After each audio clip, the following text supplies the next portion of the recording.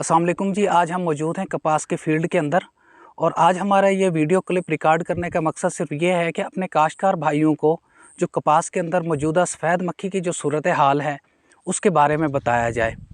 जी, इस video clip में हम आपको बताएंगे कि सफ़ेद मक्खी की कौन सी स्टेजेस इस वक्त कपास के अंदर मौजूद हैं, उनकी पहचान कराने की कोशिश करेंगे आपके साथ और बताएंगे कि आपको कौन सी स्टेज कितनी ख़तरनाक है और साथ में हम ये भी बताएंगे कि इसका हम तदारुक किस तरह से कर सकते हैं। ख़ास तौर पे जो हीट वेव चल रही है इसके अंदर जो सफ़ेद मक्खी का जो मसला है बड़ी तेज़ी से ये हमारे खेतों के अंदर बढ़ रहा है, तो इससे किन इक़दामात को करते हुए हम इससे निमट सकते हैं।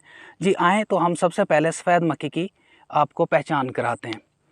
जी, इस वक्त जो स्क्रीन पे आप देख रहे हैं, हमने कपास का एक पत्ता सेलेक्ट किया है। इस पत्ते को हमने बड़े आहिस्ता से उल्टा किया है। इसकी बैक साइड के ऊपर आप देख रहे हैं कि मच्छर की जिसामत के छोटे छोटे कीड़े हैं, ये सफ़ेद रंग के हैं, इनकी पर है, ये इसकी बैक साइड पे मौजूद है। इसको हम वाइट फ्लाई के जो अडल्ट है कहते हैं।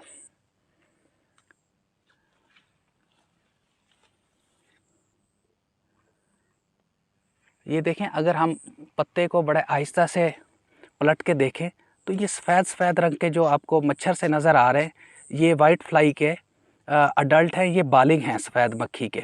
अच्छा जी, ये जो सफ़ेद मक्खी के बालिग हैं ये हमारी कपास की फसल को 3 तरह से नुकसान पहुंचाते हैं। नंबर 1 कि ये बालिग हमारी कपास के अंदर अंडे देते हैं, जिससे 3-4 दिन के अंदर इसकी मज़ीद जनरेशन आ जाती है। दूसरा, ये हमारे कपास के पौधे से पत्ते से रस चूस के उसको कमज़ोर करते हैं और कपास के जो हिस्से की खुराक है उसको खा जाते हैं। तीसरा, ये हमारी कपास के अंदर जो वायरस है उसको ट्रांसफ़र करने का सबब बनते हैं।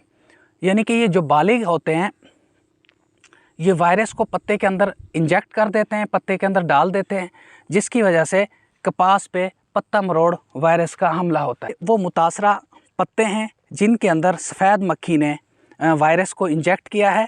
ये पत्ते मुड़ गए हैं, इनके पिछले वाले हिस्से पर देखें तो वेनेशंस हो गई हैं। ये वायरस से मुतासरा पौधा है और ये सारा कमाल भी इसी सफ़ेद मक्खी का ही है। इसको हम कपास की कॉटन लीफ कर्ल वायरस भी कहते हैं। ये इसी तरह ही है जिस तरह कि मच्छर किसी भी एक हेल्दी शख्स के अंदर प्लाज्मोडियम को इंजेक्ट करता है तो उसको बाद में मलेरिया हो जाता है। ये वाइट फ्लाई भी एक वेक्टर का काम करती है कि वायरस को, जो CLCV cotton leaf curl virus है उसका वेक्टर है, उसको अपने बॉडी का पार्ट बना के लाती है और फिर जब ये पत्ते से सेल सैप को सक करती है तो वहाँ पे उस वायरस को ट्रांसफ़र कर देती है, जिससे फिर हमारे पत्ते इस तरह से ये कॉटन लीफ कर्ल से मुतासर हो जाते हैं। इस तरह से भी ये नुकसान पहुँचाती है। अच्छा जी, जो वाइट फ्लाई की जो दूसरी स्टेज है वो इसके अंडे और बच्चे हैं जो कि हमारी कपास को शदीद मुतासर करते हैं। अंडे तो सिर्फ अंडों से तो बच्चे निकलते हैं जो बड़े होकर बालिग हो जाते हैं, लेकिन इसकी जो सबसे जो ख़तरनाक जो स्टेज है हमारे लिए, वो आप इस लीव्स के ऊपर अगर मैं आपको दिखा सकूं, वो इसके बच्चे हैं। अच्छा, ये जो बच्चे हैं अपने मुंह से हनी ड्यू सिक्रीट करते हैं। उस हनी ड्यू के ऊपर एक उल्ली लग जाती है जिसको हम टेक्निकली सूटी मोल्ड कहते हैं।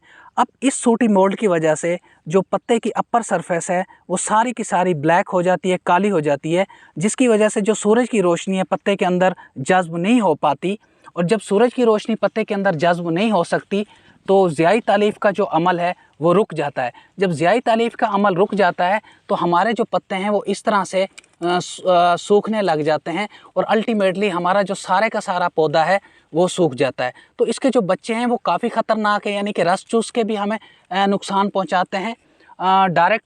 और दूसरा, ये पौधे की जो सरफेस है उसको ब्लैक कर देते हैं, जिसकी वजह से जो ज़ियाई तालीफ का अमल रुक जाता है, जिससे पत्ते सूख जाते हैं और फिर अल्टीमेटली हमारा पौधा सूख जाता है। तो अब इस सफ़ेद मक्खी के जो मसले से निमटा कैसे जाए, तो काश्तकार भाई देखें, जो मौजूदा हीट वेव की सूरत हाल है इसके अंदर जो हमारी टॉप 3 प्रायोरिटी होनी चाहिए कि कपास के अंदर हम सोका हरगिज़ ना आने दें। कपास के फील्ड के अंदर हम सोका हरगिज़ ना आने दें। पानी कम इंटरवल के साथ लगाएं, कम वक्फे के साथ लगाएं और पानी की जो मिकदार है ज़्यादा लगाएं। मेरा कहने का मकसद है पानी आप खेत में इतना लगाएं कि जो आपके बेड्स हैं उनके ऊपर से पानी गुजार दें, क्योंकि ये वाटर ही वाहिद हल है जिसकी वजह से हम जो हीट वेव के जो असरात हैं वो उनको अपने प्लांट्स के ऊपर से कम कर सकते हैं और अपनी कपास को काली होने से भी बचा सकते हैं। दूसरा, इस मौसम के अंदर किसी भी किस्म का जो हार्ड प्रोडक्ट है उसको करने से आप गुरेज करें। ख़ास तौर पर डेल्टा मैथ्रीन या ट्राईएज़ोफास इस किस्म के ब्रांड से इज्तनाब करें, या जैसा डायाफेंथोरान है, असीटामेपर्ड है, इस किस्म के ब्रांड्स के इस्तेमाल से आप इज्तनाब करें। सॉफ्ट प्रोडक्ट और IGR ग्रुप से ताल्लुक़ रखने वाली जो ज़री ज़हरें हैं उनके इस्तेमाल को बढ़ा दें। इनके अंदर मार्केट के अंदर जैसे एस्पायरोटेट्रामेट है जो मोमेंटो के नाम से मौजूद है, मतोई है, इसके साथ साथ बेप्रोफिजिन है। इन प्रोडक्ट को इस्तेमाल करें, लेकिन इनके साथ याद रखें कि फंगस वाला जो जहर है वो लाजमी मिक्स करें। महकमा जहाँ पे कपासें काली हो रही हैं वहाँ पे फंगस का स्प्रे भी रिकमेंड कर रहा है। मार्केट के अंदर बहुत सारी फंजीसाइड की जो ज़री ज़हरें मौजूद हैं उनके मिक्सचर मौजूद है। डाइफिनाकोनाजोल, एज़ाक्सिस्ट्रोबिन के नाम से बहुत सारी कंपनियाँ मार्केट कर रही हैं। आप तकरीबन 2 से 2.5 मिलीलीटर फ़ी लीटर पानी के अंदर ये जहर मिक्स करके स्प्रे करें तो इंशाल्लाह हम इन वाइट फ्लाई को ओवरकम कर सकते हैं। लेकिन याद रहे कि वाइट फ्लाई का जो स्प्रे है आपने सुबह या शाम के वक्त करना है, और स्प्रे करने के लिए आपने प्रेशर वाली मशीन यूज़ करनी है, और स्प्रे के लिए आपने पानी की जो मिकदार है वो 120 लीटर से 150 लीटर फ़ी एकड़ इस्तेमाल करनी है। उम्मीद करते हैं अगर आप इन सिफारिशात पे अमल करेंगे तो अपने खेत से सफ़ेद मक्खी का बेहतर अंदाज में तदारुक कर पाएंगे।